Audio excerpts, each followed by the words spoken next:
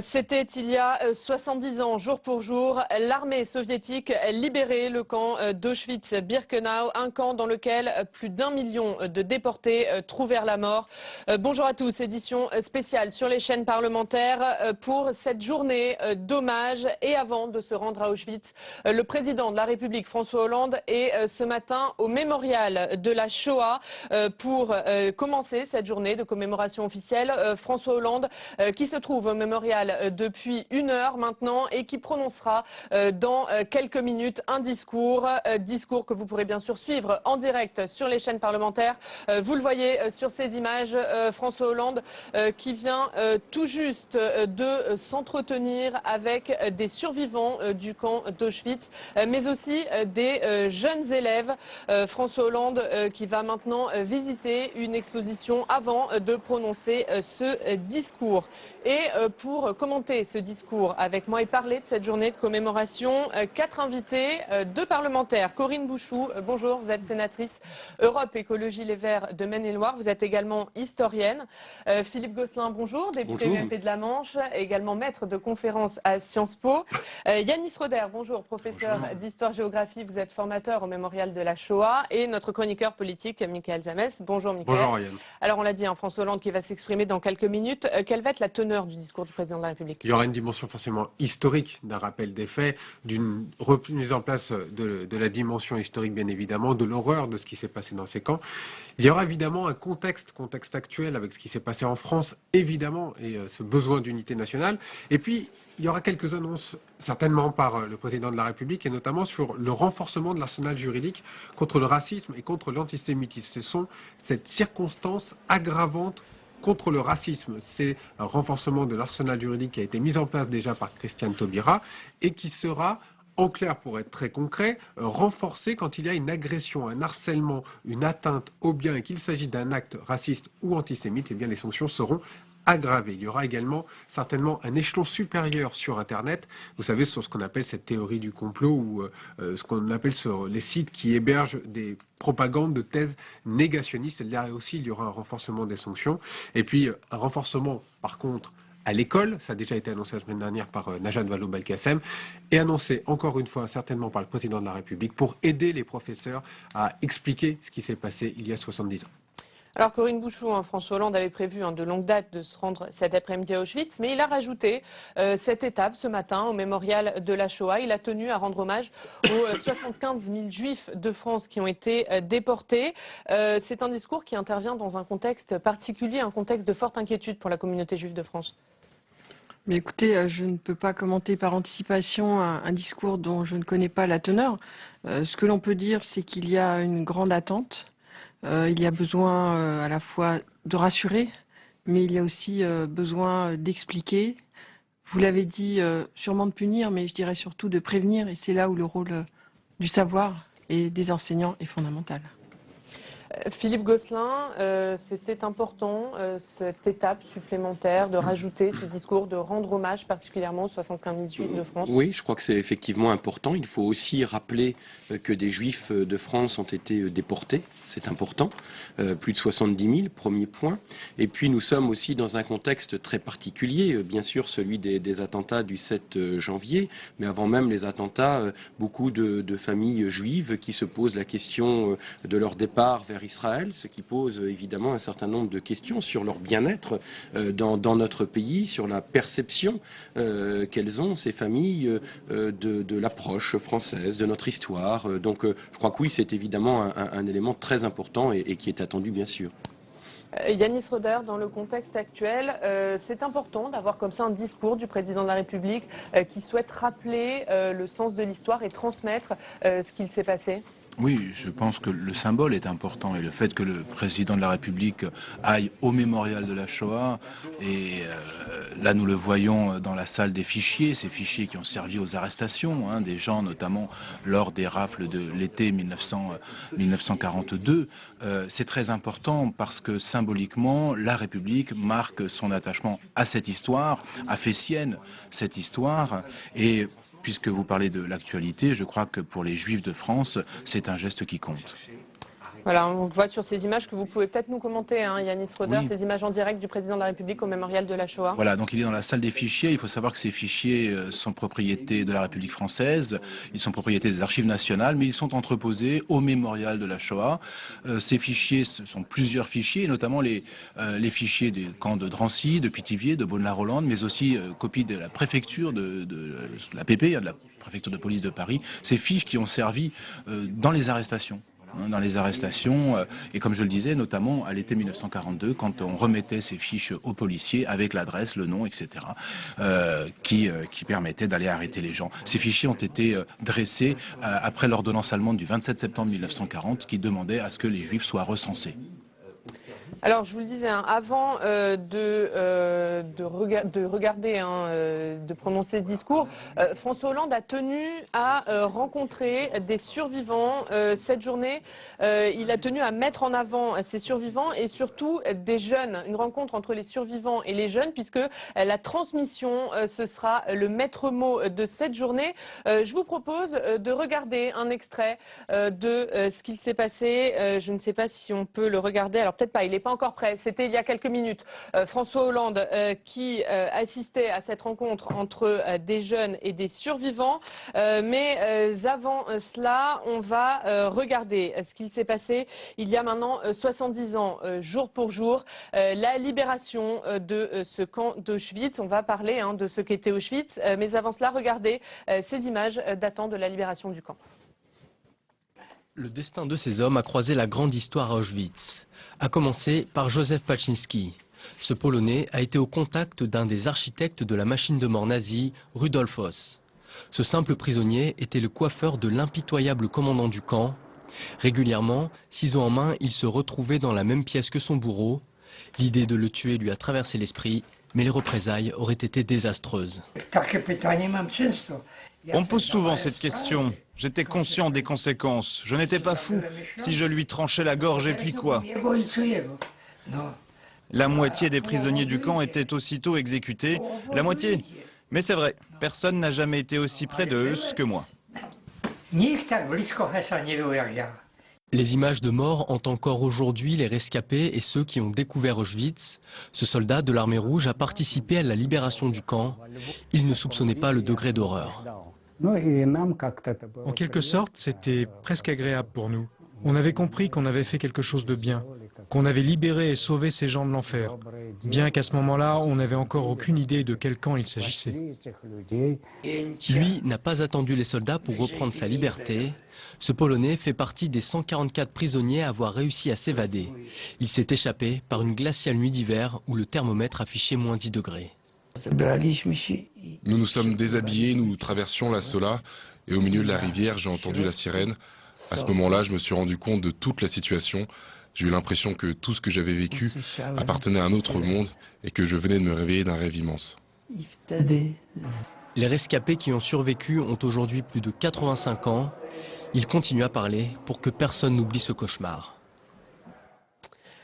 Voilà pour ce sujet signé Mounir Soussi. Alors je le disais, Yanis Roder, la commémoration de ce 70e anniversaire se fera autour des survivants. Ils étaient 1500 pour le 60e anniversaire, ils ne sont plus que 300 aujourd'hui. Oui, bien sûr, le temps avance et malheureusement, les survivants disparaissent. Les plus jeunes ont aujourd'hui autour de 85 ans. Ça veut dire qu'ils avaient à peu près 14 ans, 15 ans au moment où ils sont arrivés à Auschwitz. C'est sûr que cette parole, à un moment, voilà, quand elle disparaîtra, va nous manquer. Mais c'est là où le travail de l'historien est extrêmement important, où le travail d'histoire se fait. Vous savez... on a beaucoup parlé des témoins de la Première Guerre mondiale et on a dit comment nous ferons quand ils ne seront plus là. Eh bien, écoutez, on a fait de l'histoire. Eh bien, je crois que pour l'histoire de la Shoah, nous ferons pareil, nous ferons de l'histoire. Et on est aujourd'hui dans cette période charnière où on va passer du temps des témoins au temps des historiens. Exactement. Nous sommes vraiment à ce moment charnière. Je ne présage pas de ce qui va se passer dans les prochaines années, mais évidemment, toute vie a une fin et donc nos amis déportés, anciens déportés, un jour disparaîtront et ce sera aux historiens de faire le travail qu'ils ont déjà largement entamé.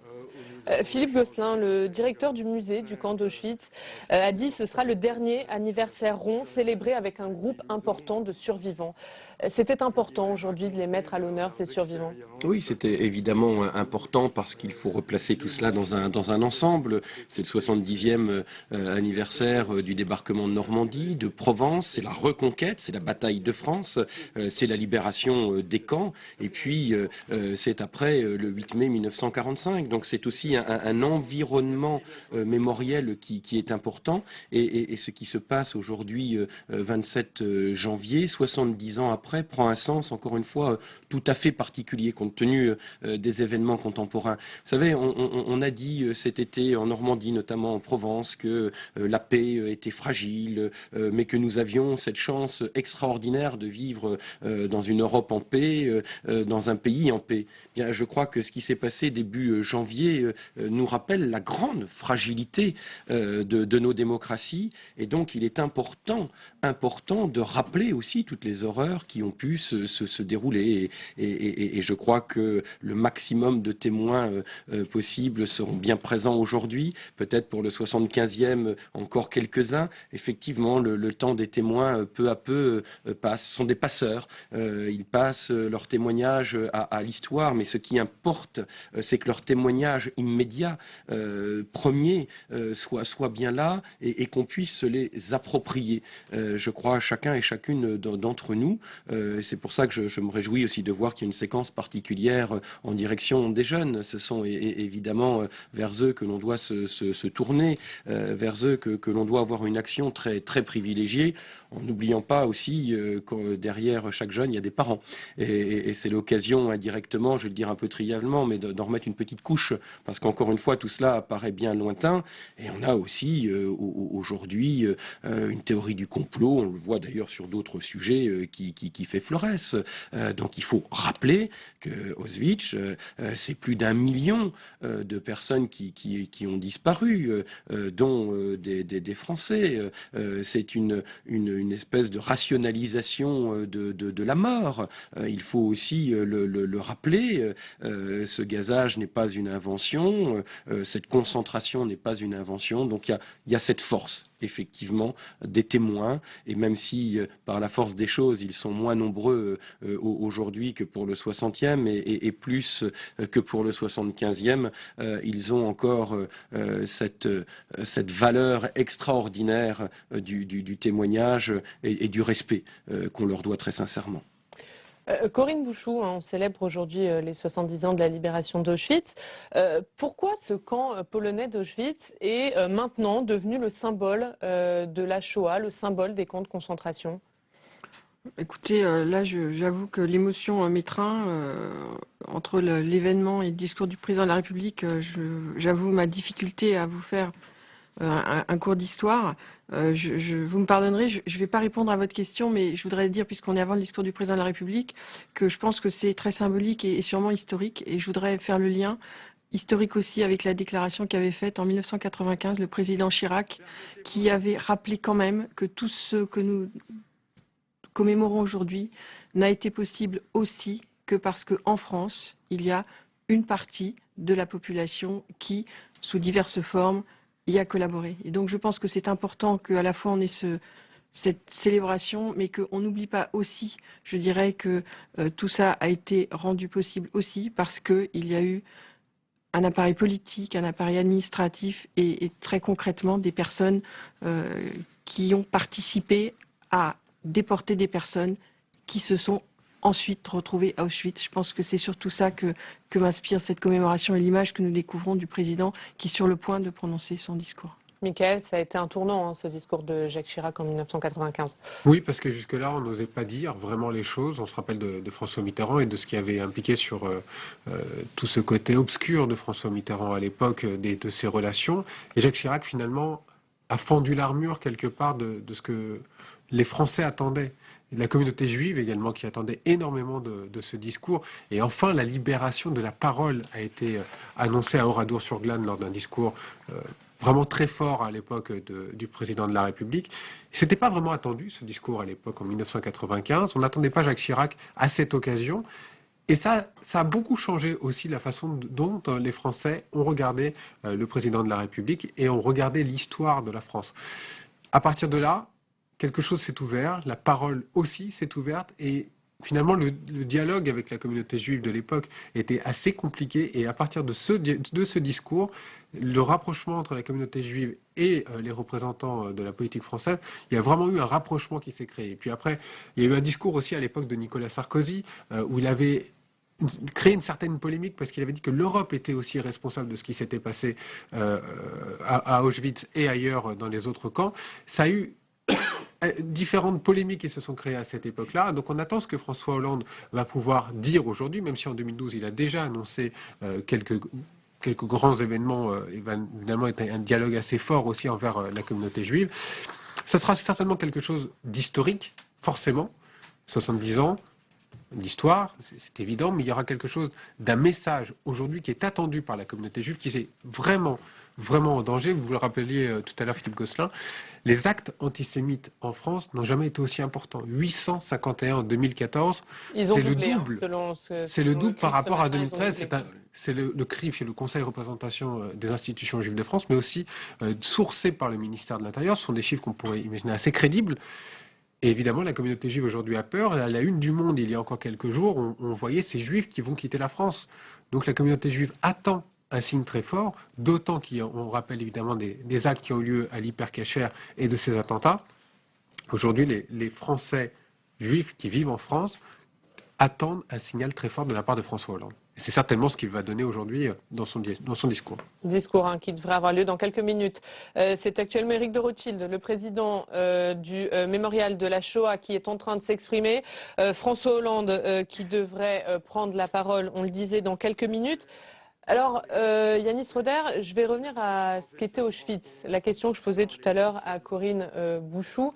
C'est vrai que pendant un certain temps, Buchenwald a été le symbole des camps de concentration, puisque c'est là que beaucoup de juifs français ont été déportés. Et aujourd'hui, dans la mémoire collective, c'est Auschwitz qui est devenu ce symbole de la Shoah. Pourquoi ? En réalité, les Juifs français n'ont pas été déportés à Buchenwald, mais bien à Auschwitz. Et en fait, le basculement qui se fait entre Buchenwald et Auschwitz, c'est le basculement de la déportation qu'on va appeler très vite politique à la déportation, pour reprendre des termes de l'époque, raciale, c'est-à-dire déportation concernant les Juifs. Et c'est vraiment un cheminement de la mémoire nationale, si vous voulez. Et ce basculement qui se fait dans les années 70, à peu près, et concomitant aussi de la montée de cette mémoire juive, de l'apparition aussi du négationnisme, du livre également très important de l'américain de Robert Paxton, qui a aussi permis d'écrire cette histoire de la collaboration dont vous avez fort justement parlé. La sortie du film Shoah en 1985 de Claude Lanzmann, qui est un événement. Tout cela, si vous voulez, participe de l'émergence de la mémoire de la déportation des Juifs. À ceci près que vous parliez tout à l'heure des 75 000 juifs déportés.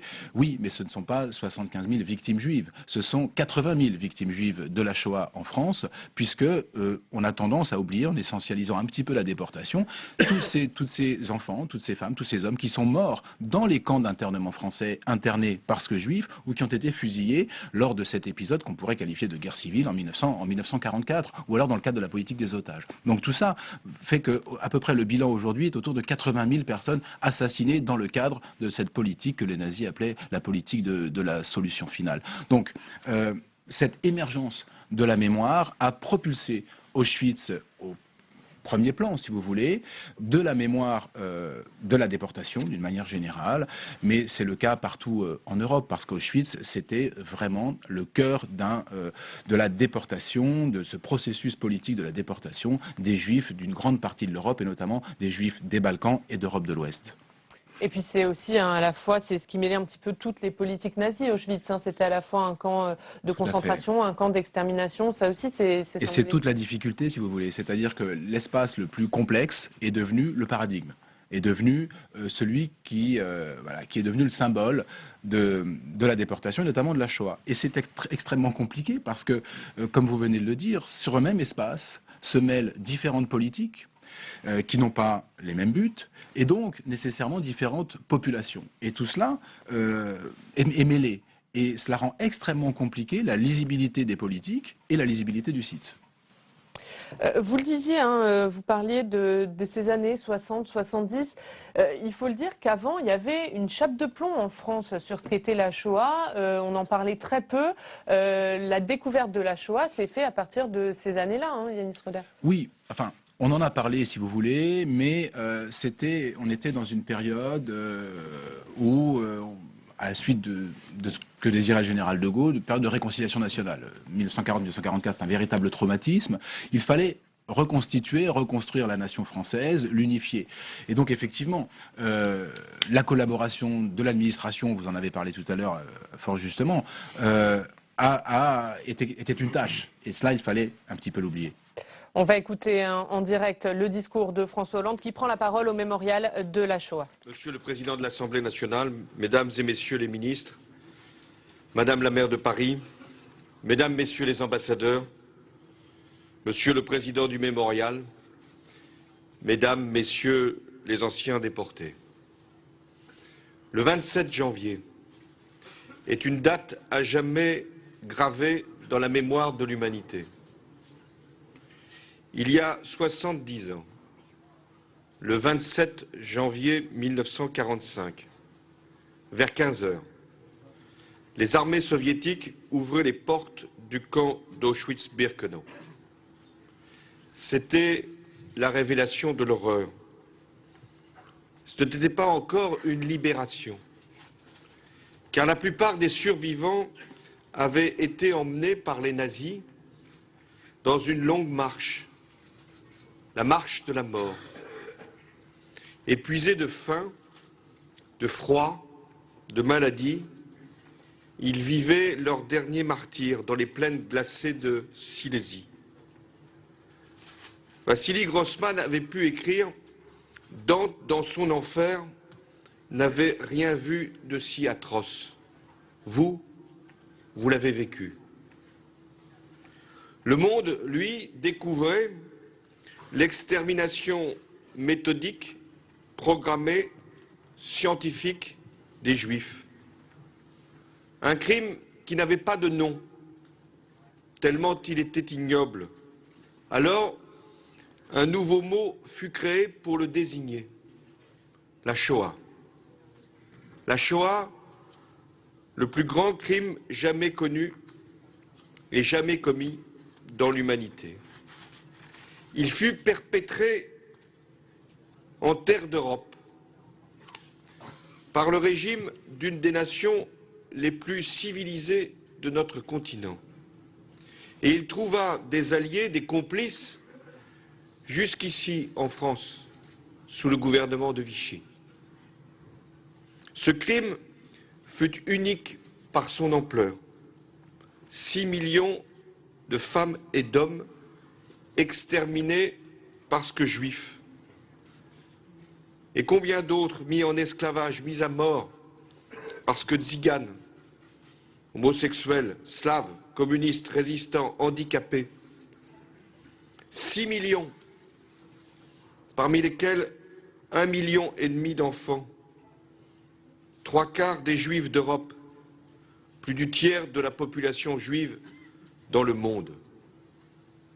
Ce crime fut unique par sa méthode bureaucratique, industrielle. Les nazis avaient fait de la solution finale, comme ils l'appelaient, un problème qu'il leur fallait régler par tout moyen. D'abord, dresser des listes avec des millions de noms pour que l'on sache qui étaient les Juifs, comment les retrouver et pour n'en laisser aucun de côté. Puis, les nazis sont allés, pas tout seuls d'ailleurs, les chercher, les ont raflés, embarqués, entassés dans des wagons à bestiaux, puis les ont conduits vers les chambres à gaz. Voilà ce qui s'est passé en plein XXe siècle. Voilà ce qui fut. Ce crime fut unique aussi par sa nature. Il s'agissait de détruire les preuves. que l'assassinat ait été commis par balle, comme en Ukraine, par camion à gaz, comme à Chelmno, ou dans des camps d'extermination, comme à Auschwitz, les mêmes précautions furent prises par les nazis. Il s'agissait de maquiller l'horreur pour qu'elle soit menée jusqu'à son terme, pour qu'elle soit définitive. Tous les Juifs devaient mourir. Il ne devait plus rien rester de leur présence. Les cadavres étaient brûlés comme au Moyen Âge, lors des grandes épidémies. Les cendres dispersées pour qu'il ne reste aucune trace de l'abomination. Il s'agissait d'exclure les Juifs de la société des humains pour les faire disparaître du passé, du présent et de l'avenir. Et pour que soit rendu impossible le travail de deuil pour les éventuels survivants. Robert Badinter évoque l'attente désespérée du retour de son père et l'absence de résignation à sa disparition. Bruno Bettelheim ajoute que pour lui, le deuil fut impossible. Puisque certains sont revenus, pourquoi mes parents à moi ne reviendraient-ils pas un jour? Telle était sa question. Ils ne sont jamais revenus. Mais ici, au mémorial de la Shoah, leur nom figure pour toujours. Ils n'étaient plus que cendres et fumée, ils retrouvent, grâce à vous, une place dans l'éternité de la pierre. Et vous, mesdames et messieurs, vous êtes les derniers témoins, infatigables, inconsolables, intraitables. Et vous continuez de nous dire ce qui fut il y a 70 ans. Je veux ici vous exprimer toute ma reconnaissance, toute la gratitude de la nation pour le travail, le mot est mal choisi, pour le devoir que vous vous êtes infligé, un de plus, pour témoigner, pour dire, pour raconter. Vous parcourez les villes et les écoles de France. Vous faites même encore, et j'imagine ce que ça représente comme souffrance, le voyage vers Auschwitz, sur les lieux mêmes où vous fûtes déportés. Vous voulez montrer l'enfer à ceux qui ignorent qu'il a existé sur cette terre et que vous l'avez connu.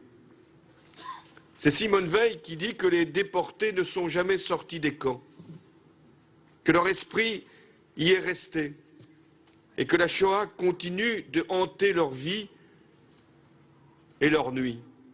Alors, vous avez décidé de faire de votre cauchemar une leçon pour les autres.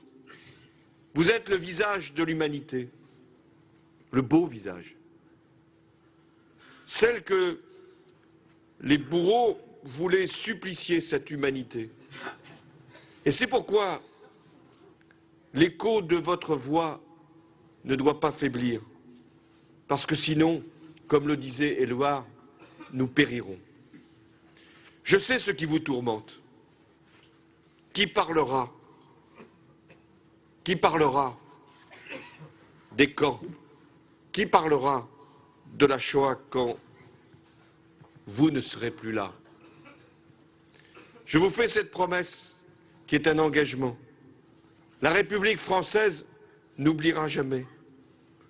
Et avec les documents, les témoignages que vous nous laissez, les livres, les textes, les enregistrements et ce lieu qui est le vôtre, alors nous n'oublierons jamais.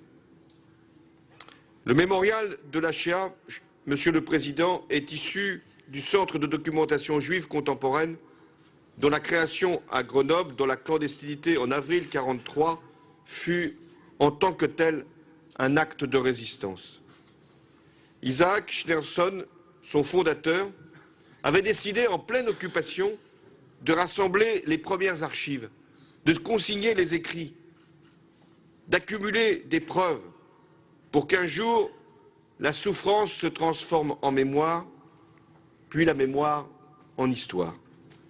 En 1956, le centre s'installe ici, dans le Marais, ce quartier du cœur de Paris, qui avait été pour les Juifs du début du siècle un refuge, avant de devenir, dans les années 40, un piège, là où on est allé vous chercher. Il y a 70 ans, le pire a été commis. Il fallait donc qu'il y ait un mémorial. Le 25 janvier 2005, le président Jacques Chirac l'inaugurait, avec ce mur dédié aux 75 721 Juifs qui furent déportés de France avec la complicité active de l'État français. Il avait commencé son discours, Jacques Chirac, par ces mots tirés de la Bible hébraïque « Souviens-toi, n'oublie jamais ». Le 21 septembre 2012, j'ai moi-même inauguré le mémorial de la Shoah de Drancy. Drancy, cette ville d'où partaient les trains vers Auschwitz. J'étais entouré de jeunes venus des écoles de la Seine-Saint-Denis, à qui je lançais le même appel. Ne jamais oublier, car ce serait insulter ceux qui sont morts dans les camps. Aujourd'hui, le mémorial, et je veux en féliciter toute l'équipe, a pu rassembler 40 millions de documents, accueille 200 000 visiteurs chaque année. Est organisée d'ailleurs une fois par an, à l'occasion de Yom Shoah, la cérémonie de lecture publique des noms de tous les déportés juifs français. Cette cérémonie dure 24 heures. Et en 24 heures, il n'est pas possible de lire même la moitié des noms de ces innocents suppliciés. Le mémorial est dédié à la transmission, c'est-à-dire un lieu où il est expliqué autant qu'il est possible, analysé autant que nécessaire le mal, et le poursuivre même ce mal dans ses moindres replis. Le mémorial, c'est un lieu de vigilance, de clairvoyance, où l'on apprend que la mémoire est un engagement contre toutes les haines, car le mémorial commémore la Shoah, mais aussi tous les génocides. Le 20e anniversaire du génocide des Tutsis au Rwanda, et cette année, il célébrera l'anniversaire du génocide des Arméniens. Ce mémorial porte la douleur, la vôtre, celle des survivants, mais elle porte aussi la responsabilité des vivants. Il exige donc, le mémorial, le dépassement pour conjurer l'effacement qui serait le dernier crime des bourreaux. Avec cette interrogation terrible qui nous étreint encore aujourd'hui. Comment après la Shoah? Comment après ce crime contre l'humanité, cette ignominie qui poussa la haine raciste de certains jusqu'à l'extermination de leurs semblables? Comment l'antisémitisme peut-il encore ressurgir? Telle est la question qui nous est une fois encore posée. Pourquoi les Juifs ont-ils le sentiment que jamais ils n'auront de repos ni de répit? Peggy écrivait, c'était 40 ans avant la Shoah. Depuis 50 siècles, les Juifs vivent trempés dans la douleur. Ils vivent encore, aujourd'hui, dans la douleur. Et j'entends l'appel de ceux qui me demandent, nous demandent, quand cette malédiction finira. Il y a 3 semaines, à Paris, 4 hommes sont morts dans un magasin cachère pour le même motif qu'ont été raflées les familles du Veldiv en 1942, qu'ont été frappés les fidèles de la rue Copernic en 1980, qu'ont été assassinés les promeneurs de la rue des Rosiers en 1982, qu'a été torturé le jeune Ilan Halimi en 2006, qu'ont été massacrés les enfants de l'école aux Atora de Toulouse en 2012, parce qu'ils étaient juifs. Ils sont morts non pour ce qu'ils avaient fait, mais pour ce qu'ils étaient, des juifs.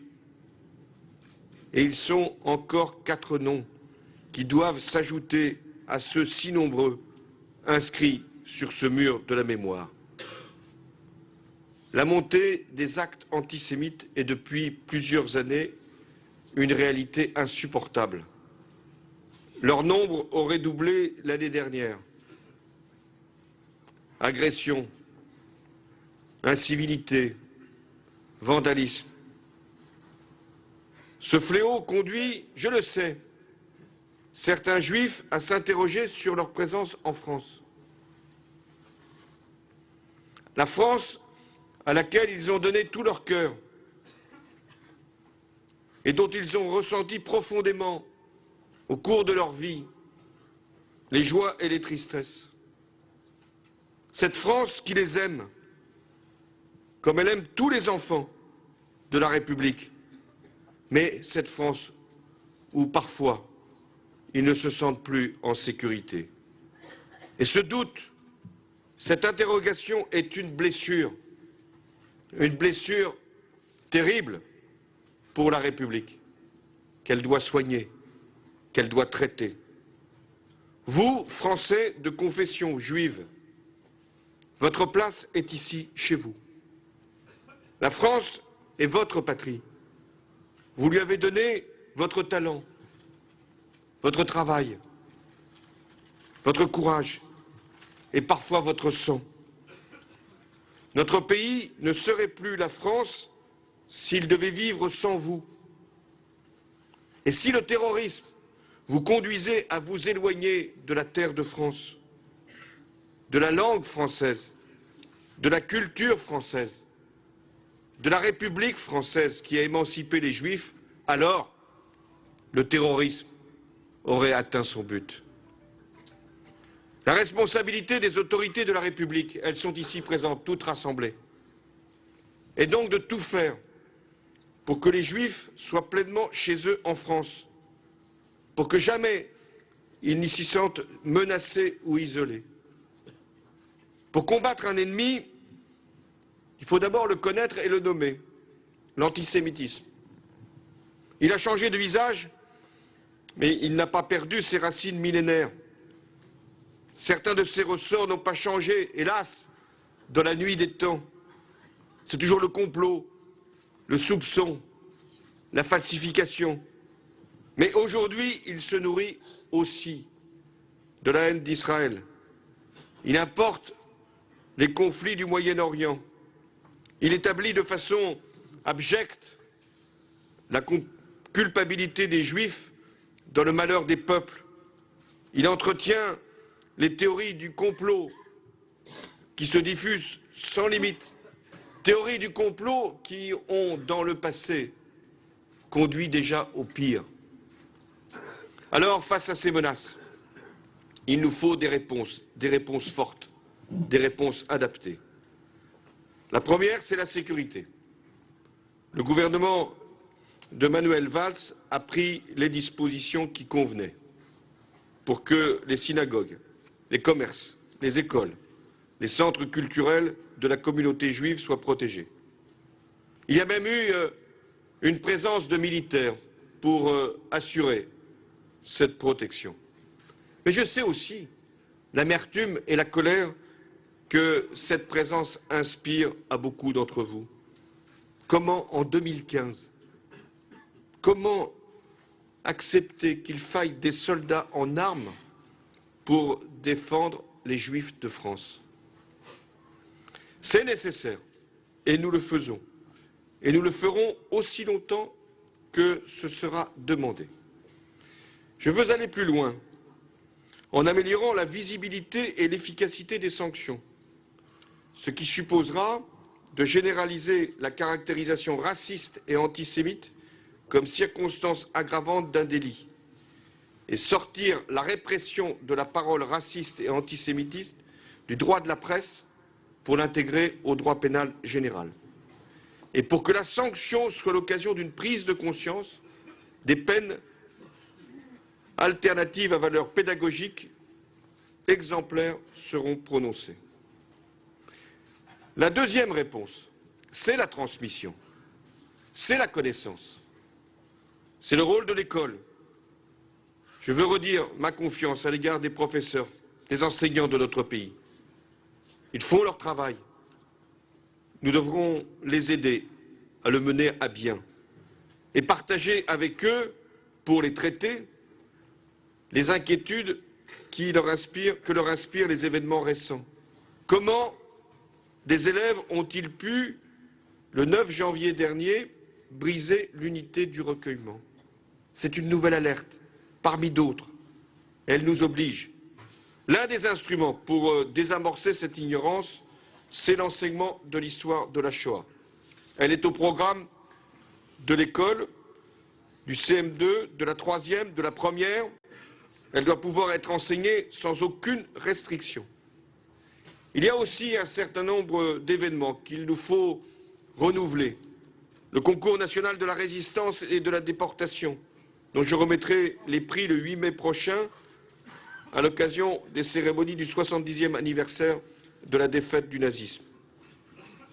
Ce prix, ce concours, existe depuis 1961. Il doit être renouvelé, rénové, et je souhaite qu'il puisse y avoir une mission qui soit conduite pour en assurer la pérennité. Le mémorial doit prendre aussi toute sa part. Il accueille près de 2000 groupes d'élèves du primaire, du collège et du lycée, et je sais qu'aujourd'hui, il y a des élèves qui travaillent sur la Shoah, dans la préparation, précisément, du concours de la résistance. La transmission, la connaissance, le savoir, que rien ne soit laissé dans l'ombre. Pire, que rien ne puisse être interprété. La troisième réponse, c'est de prendre conscience que les thèses complotistes prennent leur diffusion par Internet et les réseaux sociaux.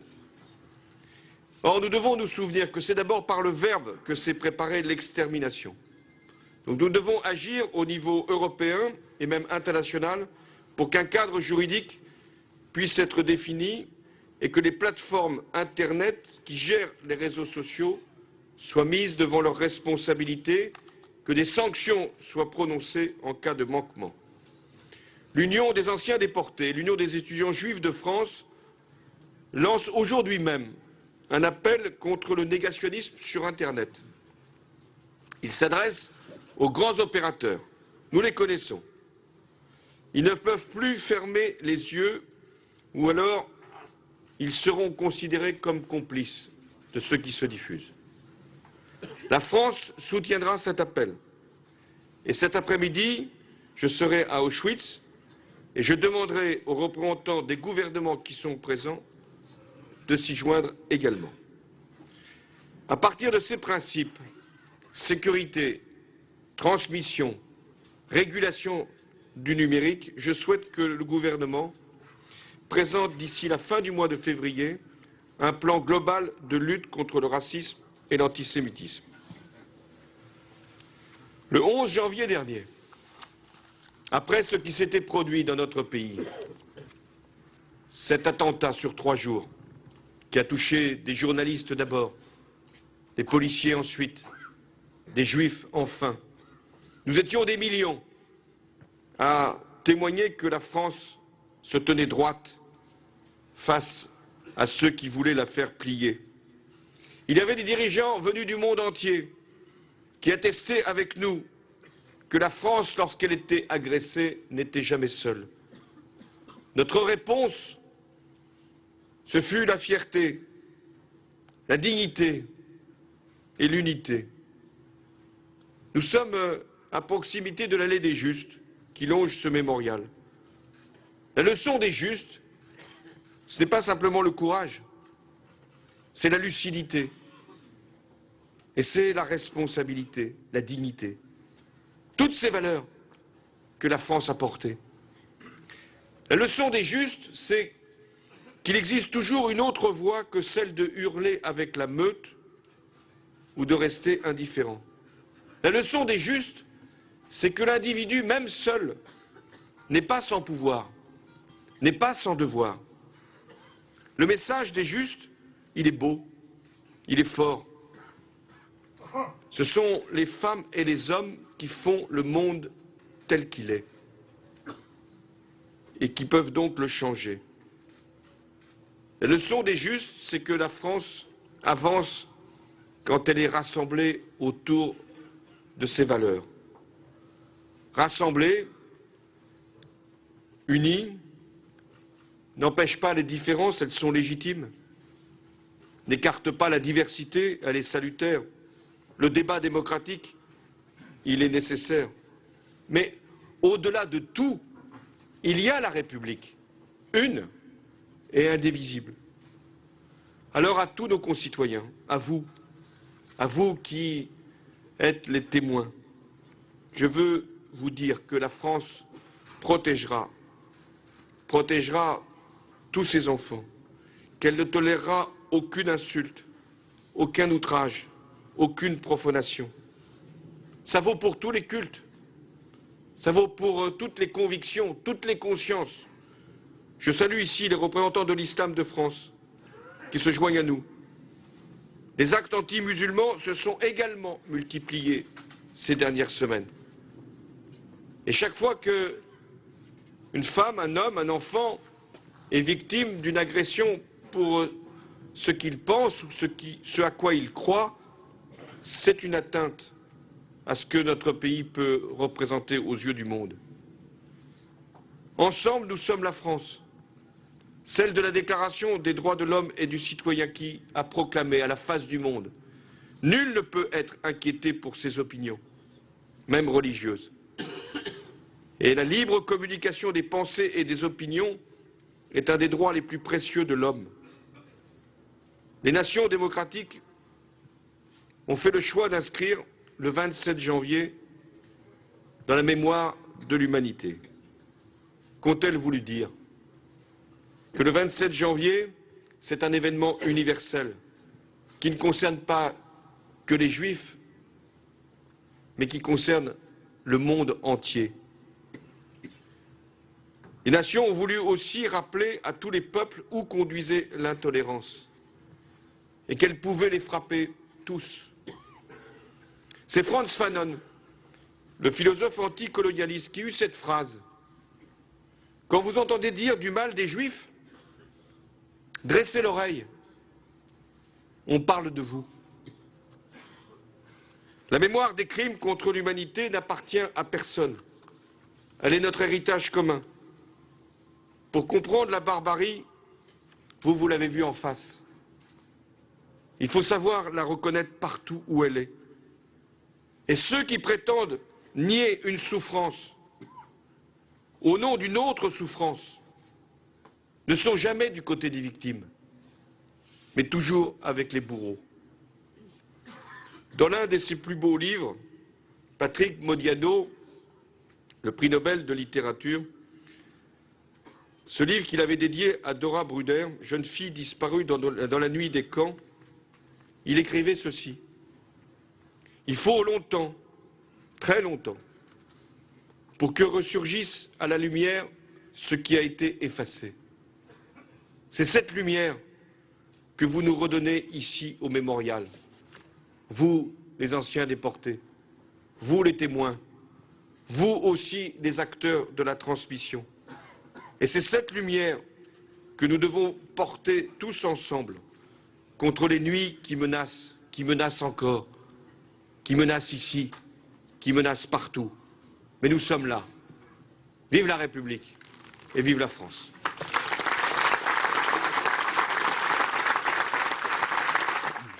Voilà pour ce discours de François Hollande en direct du mémorial de la Shoah à l'occasion des 70 ans de la libération du camp d'Auschwitz. Contre nous de la tyrannie, l'état sanglant élevé, l'état sanglant élevé. Entendez-vous dans les campagnes, gémir ces féroces soldats, qui viennent juste dans égorger nos fils, nos compagnes, aux armes, les citoyens, formez vos bataillons.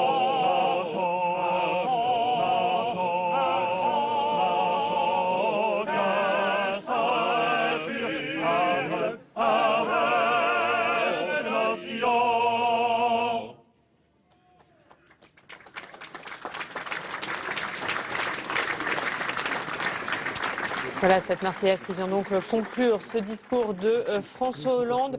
Nous allons parler de ce discours avec nos quatre invités, nos quatre invités qui sont toujours en plateau. Avant de rentrer dans le détail de ce discours, un mot global, Mickaël, un discours très fort de François Hollande qui a fait écho à l'actualité, évidemment. Oui, il a trouvé les mots pour les mots, MAUX évidemment, avec un accent très prononcé sur la mémoire. Qui pourra rester? Qui pourra expliquer après, évidemment, quand les déportés seront partis? Mais la République, c'est une promesse, a-t-il dit. La République n'oubliera jamais. Et puis, des interrogations, bien évidemment. L'antisémitisme, aujourd'hui, comment a-t-il pu ressurgir après tout ce qui s'est passé? Il a voulu tout simplement essayer de rassurer aussi cette communauté juive. La France, c'est votre patrie, vous êtes ici chez vous, vous êtes les enfants de la France. Notre pays ne serait plus la France s'il devait vivre sans vous. Ça fait un peu l'écho aussi à ce qu'avait dit Manuel Valls à la tribune de l'Assemblée nationale. La France sans les Juifs, ce n'est plus la France. Et il y a eu des annonces aussi quand même qui ont été faites par le président de la République sur 4 points très importants, sur la sécurité, sur la transmission, sur la sécurité par rapport à Internet. Il sera cet après-midi en Pologne, à Auschwitz pour les commémorations, et il va demander à l'ensemble des 38 personnalités politiques qui représenteront l'Europe et le reste du monde, de s'impliquer dans la lutte contre le négationnisme qui aujourd'hui déferle sur Internet. Et puis il a demandé sur le plan plus franco-français pour la fin février un plan global de lutte contre le racisme et de l'antisémitisme sur ces 3 points, sécurité, transmission et Internet. Il a rappelé les valeurs, il a rappelé la mémoire qui est très important évidemment, et puis il a parlé de l'islam, l'ouverture, car aujourd'hui ce n'est pas seulement l'antisémitisme, ce n'est pas, quand on prend le racisme dans sa globalité, on parle évidemment non pas que des juifs, car aujourd'hui l'islam aussi est visé par ce racisme. Corinne Bouchoux, avant de revenir dans le détail des annonces de François Hollande, que retenez-vous, vous, de ce discours? L'émotion, l'engagement, une promesse extrêmement forte. Je retiens aussi que ce ne sera pas facile d'y arriver, mais que c'est un impératif pour notre démocratie. Philippe Gosselin. Un discours grave qui était effectivement attendu, avec des références appuyées à Badinter, qui est bien connu et reconnu, à Simone Veil, donc pour aussi, je pense, incarner cette Shoah et ce combat. J'ai noté aussi cette expression cendre et fumée qui fait le pendant de ce Nacht und Nebel, nuit et brouillard. En tout cas, je le vois comme cela. Et effectivement, au-delà de ce rappel historique, de la gravité de la situation, la volonté de dire aux Juifs de France, on vous aime, on a besoin de vous, vous êtes ici, chez vous, et on va essayer de se donner les moyens de vous convaincre de rester. C'est la sécurité, c'est la transmission, c'est la régulation. Effectivement, ça a été repris, ces 3 éléments-là. Je ne suis pas sûr que ça suffise pour apaiser tout le monde, mais je crois que ça va effectivement dans le bon sens. Et je crois qu'il était aussi important, il l'a fait à 2 reprises, sauf erreur de ma part, de rappeler la responsabilité de l'État français. Je crois que on a des débats aujourd'hui qui continuent sur les responsabilités des uns ou des autres, mais le fait est qu'il y a bien des Juifs de France ou étrangers qui étaient réfugiés en France qui ont été, à cause d'une politique de collaboration, envoyés vers Auschwitz ou ailleurs. Donc je crois que c'était important aussi de le rappeler. Et puis je trouve important aussi d'élargir le propos. Alors, avec beaucoup de précautions, nous sommes bien au 70e, le 27 janvier, mais à ces génocides plus proches de nous, je pense au génocide Tutsi. J'ai été un peu étonné d'ailleurs qu'il y fasse référence, peut-être un peu moins sur la référence au génocide arménien, parce que nous sommes aussi dans une période proche d'anniversaire. On a des génocides de nature sans doute un peu différentes, mais J'ai noté, j'apprécie ce mouvement pour montrer que la France reconnaît évidemment toutes ces victimes sans vouloir faire d'amalgame parce qu'elles ont toutes bien évidemment leur spécificité. Donc oui, un grand discours grave, solennel. Je crois qu'il ne donnera pas lieu à contestation. Enfin, je n'en vois aucune, je le dis très sincèrement. Et juste pour terminer, je crois que c'était important aussi de rappeler cet appel à la dignité et à l'unité. On est dans une forme de continuité, si je puis dire, par rapport aux événements des 3 dernières semaines. Yanis Roder, c'est un discours qui était à la hauteur de l'événement. Oui, je le pense sincèrement. D'abord dans la gravité, vous l'avez dit fort justement, dans la gravité au regard de l'histoire, mais dans la gravité au regard des événements récents.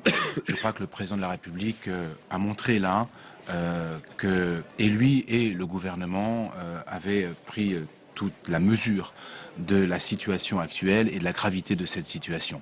Ça, c'est la première chose. La deuxième chose, je pense que c'est la volonté politique affichée qui me semble très importante et qui, au-delà de la mémoire de cet événement, est une volonté politique, bien sûr, qui vise à rassurer les Français juifs, il a rappelé, la France est votre pays, vous êtes ici chez vous, c'est quelque chose de très touchant, de très émouvant. Je pense que c'est une parole que les Français juifs attendaient. Maintenant, les mesures annoncées, il faudra bien voir comment elles se mettent en place. Je pense qu'il faudra aussi entamer des vraies réflexions sur ces mesures. Vous savez, j'entendais le président et je l'entends parfaitement. Il faut pouvoir enseigner l'histoire de la Shoah partout. On va revenir. C'est un point qui me semble extrêmement important parce que, vous savez, on n'a jamais autant enseigné l'histoire de la Shoah. Et je pense qu'on ne l'a jamais aussi bien enseigné.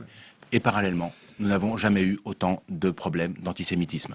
Donc il va falloir questionner cette réalité-là. Est-ce que rajouter l'enseignement de la Shoah, comment on le rajoute? Est-ce que c'est cela qu'il faut faire? Je pense qu'il y a de vraies questions à se poser. Il y a encore des progrès à faire aujourd'hui dans cet enseignement de la Shoah? Je pense qu'il y a de vrais progrès à faire dans la conception de l'enseignement et dans les questions que l'on se pose. On pourra, si vous voulez, en parler plus en détail.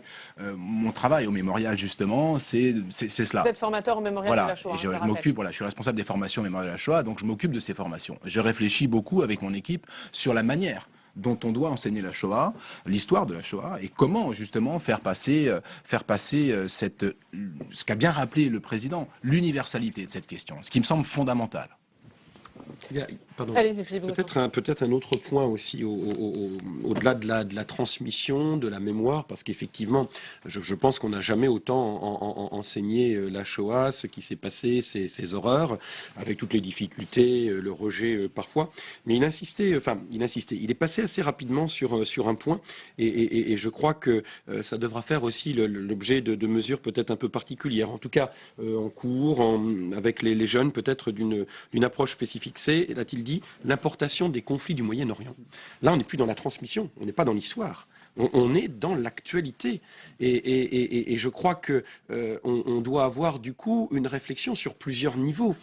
On a bien sûr la transmission et vous avez bien compris au travers de mes propos que j'y étais particulièrement attaché, bien évidemment, mais je crois que ça serait une erreur de penser qu'on peut se limiter à la transmission de cette horreur et que l'horreur en elle-même serait rédhibitoire et repoussoire.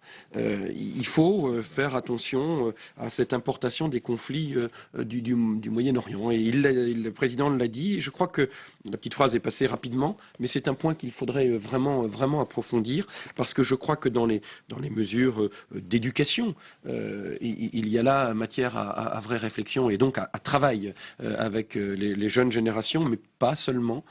Ça renvoie, sans vouloir tomber dans le cliché, ça renvoie finalement là aussi à la perception des différentes communautés, si tant est que ce terme ait un sens chez nous en France. C'est toujours un vaste débat. C'est la place de l'islam, c'est le choc frontal des cultures. C'est pour cela qu'à la fin du discours, il ouvre aussi le dialogue avec l'islam. Je crois que c'est important, en effet. C'est très important aujourd'hui, je pense, de parler. Vous parlez de communauté, de ce point d'interrogation, mais de parler, en tout cas, à ces deux familles. Oui. On va rester sur cette question de l'enseignement de la Shoah, qui est une question très importante, et notamment ce que vous disiez sur l'histoire des communautés. Vous, Yanis Roder, vous pensez que c'est peut-être plus par la politique qu'il faut enseigner la Shoah, et peut-être pas forcément par cette évocation des souffrances dont parlait Philippe Gosselin, une évocation qui peut donner lieu à des réflexes communautaristes? C'est-à-dire que moi, j'ai une expérience de terrain en Seine-Saint-Denis depuis maintenant 17 ans. Et c'est à l'aune de cette expérience que j'ai construit ma réflexion sur cet enseignement. Et je crois qu'il faut tenir compte des réalités. Dans un monde idéal, si vous voulez, montrer de la souffrance, ça fait pleurer tout le monde. Bien, d'accord. Mais ça ne guérit pas. Ça ne guérit pas. Et la Shoah, Auschwitz, ce n'est pas un médicament contre l'antisémitisme, contre le racisme et la haine de l'autre. Je pense que c'est très important de le dire. Et il faut effectivement faire de l'histoire. D'abord faire de l'histoire. C'est-à-dire que nous ne devons pas, nous, avoir un discours, quand je dis nous, ce sont essentiellement les enseignants, ne pas avoir un discours moral, moralisant, si vous voulez, du plus jamais ça, qui serait une injonction qui n'a pas de sens, si vous voulez. Pour beaucoup d'élèves, ça n'a pas de sens. Le fameux devoir de mémoire, cette injonction à se souvenir, à mon sens non plus, n'en a pas. En revanche, nous avons un devoir d'éducation, et notamment d'éducation politique. Et il me semble très important de ne pas rentrer dans cette histoire justement par la question morale et la question de la souffrance, mais par la question politique. Or, qui mène la politique? Ce sont les nazis. Et il faut rentrer dans cette histoire par les bourreaux. C'est-à-dire comprendre comment ces gens concevaient le monde, comment ils le voyaient, quelle était la place de l'antisémitisme dans cette vision du monde. Et au-delà, quelle était la considération qu'ils avaient pour l'être humain en général.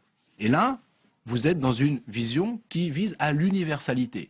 Vous êtes dans ce que j'appelle, moi, la disqualification, malheureusement il faut parfois en passer par là, la disqualification du nazisme. Et si vous disqualifiez le nazisme, quelque part aussi, vous disqualifiez l'antisémitisme qui en forme la colonne vertébrale. Le problème que nous avons, et je crois, et je vais être très clair là-dessus, c'est que, bon, au-delà du fait que ça fait des années que j'essaye d'en parler au pouvoir public, on n'en a rien à faire, que ça n'intéresse pas, c'est très clair, hein. Moi j'ai rencontré Vincent Payon, je lui ai parlé de ça, appelé mon cabinet, et la personne ne m'a jamais répondu. Donc c'est très intéressant. 14 fois j'ai appelé. Bien, aujourd'hui, que se passe-t-il dans les classes? En troisième, en classe de troisième, les élèves vont travailler 2 heures sur le nazisme. 2 heures. Ce sont les programmes. Les élèves qui vont au lycée général vont travailler encore 3, 4, 5 heures dessus, en fonction de l'enseignant. Bien. Ceux qui vont au lycée professionnel, ils ne revoient plus jamais le nazisme. C'est terminé. Vous pensez qu'en 2 heures, ces gamins ont pu acquérir des connaissances suffisantes pour comprendre ce qu'a été le nazisme, pour comprendre pourquoi ils ont mis en place la politique, disait-il, donc entre guillemets, de solution finale? Absolument pas. Il va falloir aussi que les pouvoirs publics prennent leurs responsabilités, je dirais, et sans être vindicatif. Les discours, c'est très important. Et ce discours me semble très fort. Il va falloir maintenant mettre le doigt là où ça fait mal, c'est-à-dire notamment les programmes scolaires et la formation des enseignants. Vous savez, et je termine là-dessus, les enseignants. Moi, je passe mon temps à former les enseignants sur ces questions-là. Je parcours la France, et même parfois l'Europe. Mais en ce qui concerne notre pays, quand je forme les jeunes enseignants, et que vous demandez à une salle de 50 profs, qui a eu un cours de niveau universitaire sur l'histoire de la Shoah? Personne. Personne. C'est-à-dire que vous avez un gap entre ce que l'on pense connaître, savoir. Évidemment, l'événement Shoah est omniprésent, mais pas à l'école, dans les médias, dans les représentations, et surtout pas à l'université. Il n'y a pas de cours, ou pratiquement pas, de l'histoire de la Shoah à l'université. Ce que savent les enseignants, si vous voulez, correspond peu ou prou à ce que connaît un téléspectateur assidu d'Arte. Voilà. Corinne Bouchot sur ce sujet. Je voudrais poursuivre sur ce qui vient d'être dit. C'est une analyse à laquelle j'adhère totalement et on a un paradoxe. C'est-à-dire que nous avons en France des historiens de grande qualité qui travaillent sur ces questions-là. Je ne peux pas les citer tous, je vais en oublier. Dans le désordre, Annette Vieviorca, Claire Andrieux, Brut Thalmann, Jean-Marc Dreyfus qui vient d'écrire encore un livre remarquable. Nous avons, si vous voulez, des intelligences universitaires. Nous avons sur le terrain, et c'est ça qu'il faut voir, des initiatives intéressantes. Nous avons la possibilité de former les enseignants. Maintenant, les SP ont été remises en place. On a un conseil supérieur sur les programmes qui travaillent. Donc, je dirais qu'on a la possibilité de bien faire. Maintenant, on a un souci, et ça tient beaucoup à notre histoire politique, notre rapport à ce qu'est l'universel, ce qu'est le singulier. Nous sommes réticents, pour des raisons politiques, pour des raisons idéologiques, à ce que dans les universités, il y ait quelque chose qui fait polémique en France et qui a été bien signalé, qui serait de l'ordre de ce qu'on appellerait les Shoah Studies, c'est-à-dire une approche pluridisciplinaire où vous auriez en même temps les académies qui sont très spécialisées sur un sujet, sur un aspect de la Shoah, et puis regrouper, je dirais, les experts, on les a.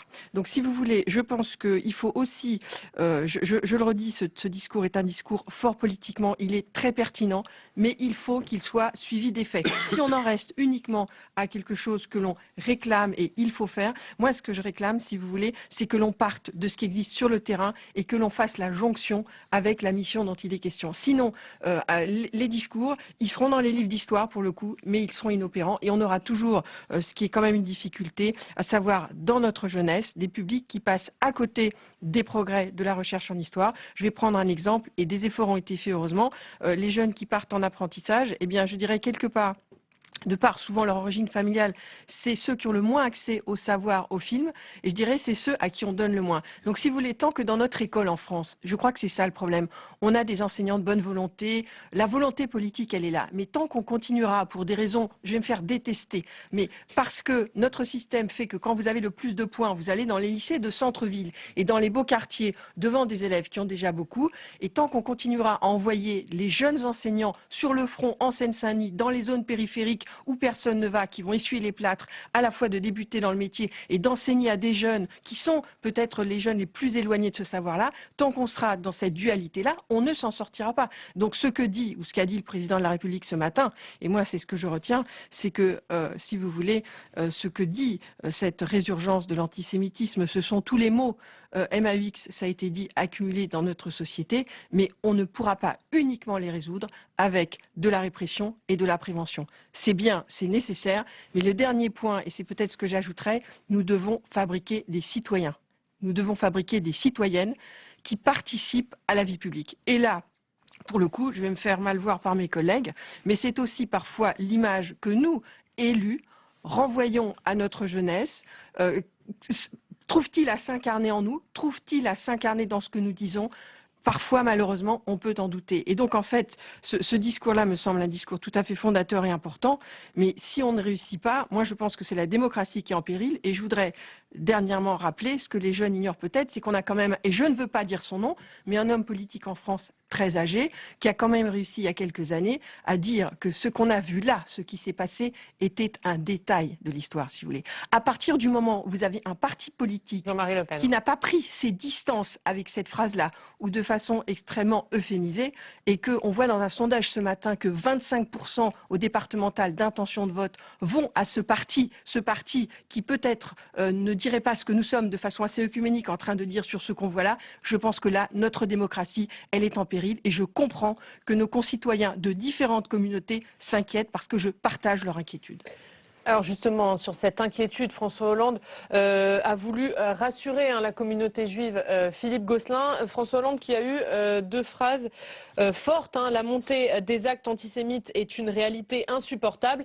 Et il a dit aux Juifs de France, vous êtes ici chez vous, la France est votre patrie. C'était nécessaire que François Hollande rappelle cela. Je crois que c'est important de le rappeler. Vous connaissez les chiffres, ou en tout cas on va les rappeler. Plus de 7000 personnes ont quitté la France France pour s'installer l'an dernier en Israël, donc, et avec un doublement en quelques années. Ce qui interroge, qui interpelle, comme on dit. On est dans un pays, la France, où la sécurité semble plutôt assurée. Je mets de côté ce qui s'est passé il y a 3 semaines, puisque les statistiques datent d'avant. Pour aller dans un pays où il y a des risques d'attentats, dans la rue, c'est pas si simple, etc. Donc vous voyez à quel niveau on en est. Alors, je crois on aurait tort aussi de réduire uniquement ce mouvement à la peur. Il y a aussi sans doute une évolution, une interrogation qui se fait chez un certain nombre de jeunes qui ont envie de donner aussi peut-être un autre sens à leur foi, à leur vie, que leurs parents n'avaient pas nécessairement. Je crois que c'est un élément. Il n'y a pas que. Attendez. Non, mais ne me faites pas dire ce que je n'ai pas dit. Comment on fait quand on est politique pour rassurer ces Juifs de France, pour leur dire qu'ils sont en sécurité en France? Quels actes concrets? Il faut effectivement faire ce qui a été fait ces derniers jours, protéger, mais ça ne peut durer qu'un temps. Enfin, je crois qu'on ne peut pas vivre sous cloche en mettant pendant des années et des années et des années des militaires devant tel ou tel établissement ou synagogue. Enfin, effectivement, moi je comprends que ça soit infernal pour les Juifs qui peuvent avoir l'impression d'être des citoyens de seconde zone. Maintenant, c'est une mesure qui est nécessaire dans l'immédiat. Je crois que l'éducation, ça a déjà été dit, est un élément important. Maintenant, je souscris à ce qui a été dit par Corinne Bouchoux sur l'intelligence universitaire. On a besoin de travaux universitaires, mais ce dont on a besoin aussi, donc je n'oppose pas l'un et l'autre, c'est d'une irrigation,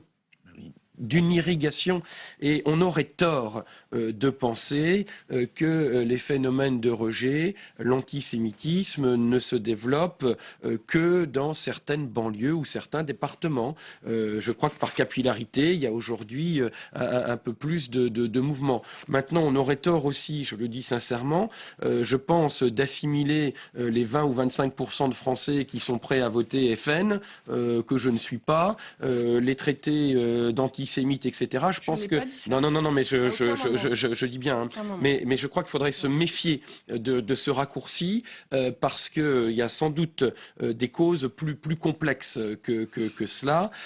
Donc, en jetant aussi l'anathème, on finit par ancrer les gens dans un réflexe d'autoprotection. Donc, je crois qu'il faut faire très attention à tout ça. Donc, si on résume, il y a bien évidemment la transmission, la mémoire, il y a la recherche qui doit jouer son rôle, la pédagogie, et peut-être ne pas non plus simplement se fixer les cours d'histoire comme la porte ouverte pour parler de ces événements. On peut très bien, en cours de français, choisir tel ou tel texte. Alors c'est une ambition plus large, effectivement. Ça veut dire que c'est une formation pas simplement des enseignants d'histoire, voire de géographie, mais aussi ceux de français, et pourquoi pas en langue. Enfin, on peut. Donc ça devient beaucoup plus transversal. C'est, je pense, sur le long terme, beaucoup plus efficace, mais c'est sans doute beaucoup plus ambitieux parce que ça pose la question des moyens. C'est ce que vous disiez, et vous n'avez pas été entendu. Ça pose la question des moyens, de la volonté. Alors peut-être, avec ce 70e, peut-être avec les événements d'il y a 3 semaines, a-t-on en France un sursaut, une unité pour que les convergences enfin se fassent. C'est ce que l'on peut souhaiter et ça serait évidemment profitable. Vous parliez aussi de ces 25% Front National, évidemment. Ça repose aussi sur un sentiment dont on n'a pas beaucoup entendu parler entre nous sur le plateau, mais qui a été en filigrane un peu dit par le président de la République, c'est ce sentiment de peur. Ce sentiment de peur, il vient aussi parce qu'on nous vit une crise, qu'elle soit économique ou sociétale. On est dans une période de crise qui renforce évidemment ce sentiment. Vous parliez de ce sentiment aussi de ces Français appartenant aux communautés juives qui ont l'intention de partir, ou même dans la communauté musulmane où on sent ce malaise. Elle vient aussi de cette crise très profonde, cette crise économique qui touche tout le tissu français. À partir du moment où il y aura peut-être moins de crise, il y aura peut-être moins de peur, et on pourra commencer aussi à réparer un petit peu ce qui ne va pas aujourd'hui sur notre territoire. C'est assez vraisemblable. Alors je crois que on a au cours de l'histoire différents liens qui ont été démontrés entre confiance et développement économique, etc. Quand il n'y a pas de tension sur le marché du travail, on voit les uns ou les autres arriver avec une méfiance ou une approche très, très différente, etc., etc. Maintenant, n'attendons pas... C'est la peur de l'autre. Mais bien sûr, mais elle n'est pas nouvelle, mais n'attendons pas, je crois qu'on est tous d'accord sur ce plateau, n'attendons pas un retour à meilleure fortune, si je puis dire, en se disant tout s'arrangera par le fait même. Non, je crois que la bête est là et il faut le dire. Corinne Bouchot. Moi, je pense que le mot n'a pas été prononcé, mais il était, je pense, en arrière-plan. Ce dont notre société a besoin, c'est d'une vraie capacité de résilience. Et c'est cette capacité de résilience extraordinaire qu'ont eu tous ces témoins qui étaient là. Et je voulais juste, pour conclure, moi, rendre hommage au terrain. Et je pense à un professeur de Maine-et-Loire qui s'appelle Monsieur Jacobson, qui depuis 20 ans emmène des classes visiter Auschwitz et qui fait un travail pédagogique remarquable et qui peut-être gagnerait à être plus connu. Et donc, c'est aussi rendre hommage aux soutiers qui travaillent pour que cette mémoire soit transmise. Yanis Roeder, c'est à vous que va revenir le mot de la fin. Il nous reste 30 secondes. François Hollande a aussi eu des mots très forts envers les survivants. Il a voulu leur exprimer toute sa reconnaissance, toute la gratitude de la nation et dire la République française ne dira jamais. C'était important, ça aussi. Oui, c'est important. Ce sont des gens, vous savez, qui ont souffert dans leur chair, qui ont perdu des gens proches, les survivants, mais aussi les enfants de ceux qui sont morts, les petits-enfants aujourd'hui et parfois arrière-petits-enfants. Ces gens ont besoin d'entendre que la République les aime, que la République, que la France, c'est leur pays. C'est extrêmement important et je pense que ces mots ont touché et les survivants et les descendants de ceux qui ne sont pas revenus.